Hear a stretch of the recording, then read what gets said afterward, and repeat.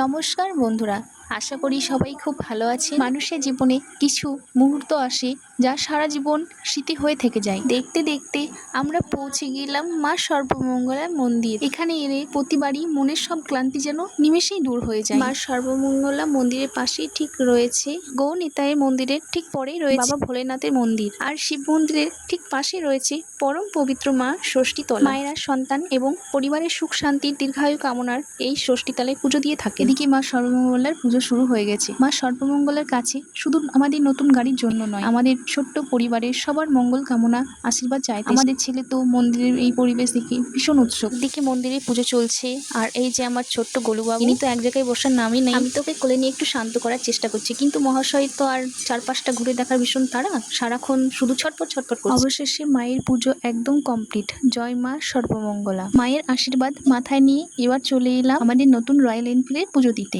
এই যে দেখুন, পুরোহিত মশাই একদম নিয়ম মেনে মন্ত্র পড়ে আমাদের নতুন সঙ্গীটির পুজো শুরু করে দিয়েছেন। মায়ের কৃপায় আমাদের আগামী সমস্ত পথ চলা যেন এইভাবেই সুরক্ষিত আর আনন্দে কেটে যায়। আপনারাও সবাই আশীর্বাদ করবেন। পুরোহিত মশাই যেভাবে মন দিয়ে পুজোটা করছেন তা দেখে সত্যি খুব ভালো লাগছে। গাড়ির সামনে স্বস্তিক চিহ্ন এঁকে পুজো করে দিচ্ছে। আসলে নতুন কোনো জিনিস যখন আমরা অনেক পরিশ্রমের পর ঘরে আনি, তখন তার প্রতি একটা আলাদাই আবেগ কাজ করে। অবশেষে খুব সুন্দরভাবে পুজো সম্পূর্ণ হলো। এবার আমাদের নতুন গাড়িতে চেপে বাড়ির পথে রওনা দিলাম। অবশেষে আমরা বাড়ি ফিরে এলাম, আর বাড়ি ফিরেই দেখুন আমাদের এই ছোট্ট সোনার কাণ্ড। ও নিজে মায়ের প্রসাদী শসা খাচ্ছে, আর কি মিষ্টি করে সেটা ক্যামেরার দিকে দিয়ে আপনাদের বলছে তোমরাও খাও। টাটা, দেখা হচ্ছে পরের ভিডিও।